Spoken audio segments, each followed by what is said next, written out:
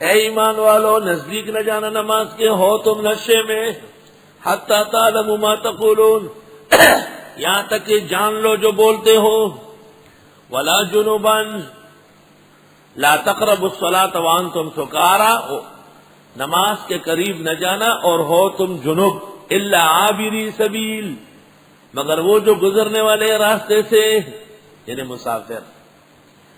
مسافر کے لیے کیا حکم ہے کہ وہ تیمم کر لے، حتی تغتسلوا یہاں تک کہ نہا لو، ولا جنبا جنب بھی نماز نہ پڑھے، حتی تغتسلوا جنب کے لیے تو غسل ہے، اور ایک شخص جنب ہے لیکن حالت سفر ہے اور پانی پر قدرت نہیں ہے تو اس کا حکم علیحدہ آگے آئے گا۔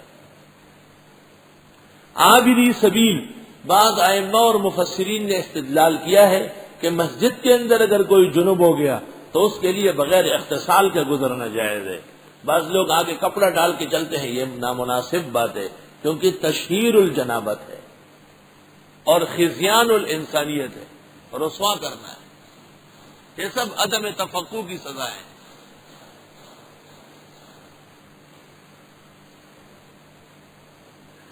وَإِن كُنتُم مَّرْضَىٰ اور اگر ہو تم بیمار، او عَلَىٰ سَفَرٍ یا سفر پر ہو، او جاء أَحَدٌ مِّنكُم مِّنَ الْغَائِطِ یا آ گیا کوئی تم میں سے قضاء حاجت سے، او لامستم النساء یا تم نے جماع کیا عورتوں سے، لمس بمانے جماع، فلم تجدوا ماء پس نہ پایا تم نے پانی، ان تمام صورتوں میں پانی چاہیے اور پانی نہیں ہے، فتیمموا صعیدا طیبا پس تیمم کر لو پاک زمینی پاک چیز پر، زمینی پاک چیز، سعید من الارض اور طیبا بمعنی طاہرا، ہر وہ چیز جو جل کر راکھ نہ بنے اور ہر وہ چیز جو جلس کر پگھلے نہیں، وہ زمینی چیز ہے، ارضی ہے۔ جل کر راکھ ہونا لکڑی تیمم جائز نہیں ہے، اور جل کر راکھ ہونا انسان جل جاتا ہے،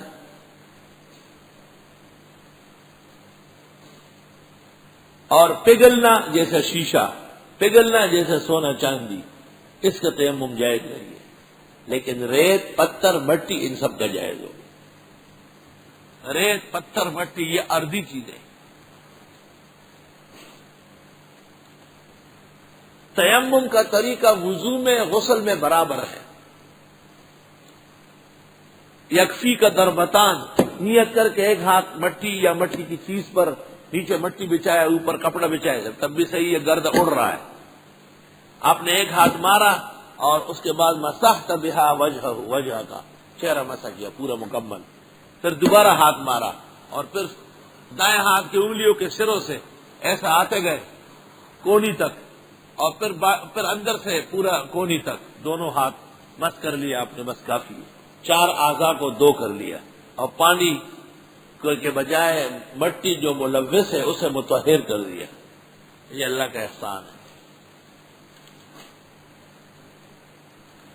صرف نیت کا فرق ہوگا، اگر نیت جنابت سے ہے تو جنابت زائل ہو جائے گی، اور اگر نیت بے وضوئی کی ہے تو بے وضوئی زائل ہو جائے گی۔ جنابت کی نیت اس وقت جب اسے اندازہ ہے کہ پانی ناممکن ہے،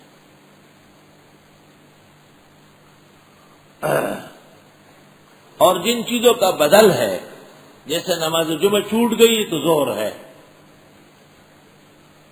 اس کے لیے تیمم نہیں ہو سکتا، اور لیکن جس کا بدل نہیں ہے جیسے عید فوت ہو گئی تو فوت ہو گئی، اس لیے اس کے لیے تیمم جائز ہے۔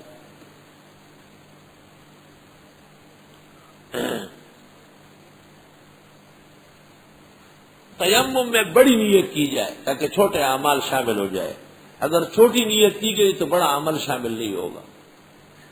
بعض صورت فقہاء نے ایسی لکھی ہے کہ ایک شخص کسی ایسی جگہ مہمان ہوا جہاں بہت سارے لوگ ہیں اور اس کے اوپر تہمت لگ سکتی ہے، اتفاق سے اس کو غسل کی حاجت ہو گئی ہے۔ بعض ایسے حساس طبیعتیں ہوتی ہے اور بعض لوگ بہت پریشان ہو جاتے ہیں، تو اجازت دی ہے ابن عابدین نے فتاوی شام میں کہ تیمم کر کے نماز پڑھ لے، البتہ پڑھائے نہیں، اور پھر جب اپنے مقام پر پہنچے تو احوط یہ ہے کہ غسل کر لے، ورنہ تحاوی کی رائے یہ ہے کہ غسل ختم ہو گیا۔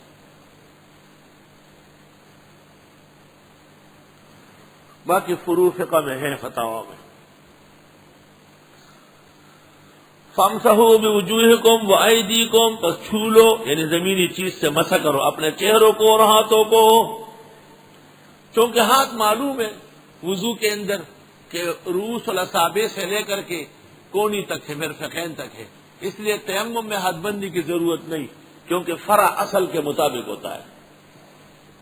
ان اللہ کان عفوا غفورا، بے شک اللہ عفو کرنے والے، معاف فرمانے والے۔ اشارہ ہے کہ تیمم میں آدمی پورا پاک تو ہو نہیں سکتا جیسے پانی سے ہوتا ہے، لیکن اللہ معاف کر رہا ہے، اللہ کا احسان ہے، اس کا احسان مان لو۔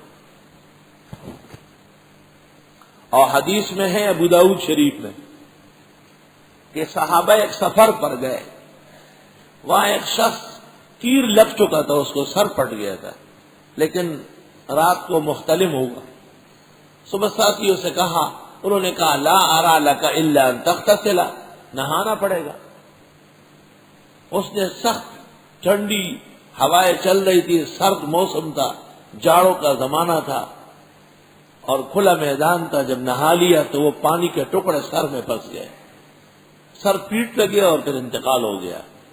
ابو داؤد میں جب جناب رسول اللہ صلی اللہ علیہ وسلم کو پتہ چلا، آپ نے صحابہ سے منہ موڑا، غصے ہو گئے اور فرمایا ایھا الظلم قتلتموہ، وہ ظالم، مار ڈالا اس نے، کیوں نہیں کہا کہ تیمم کر لو؟ تیمم کافی تھا اس کے لیے۔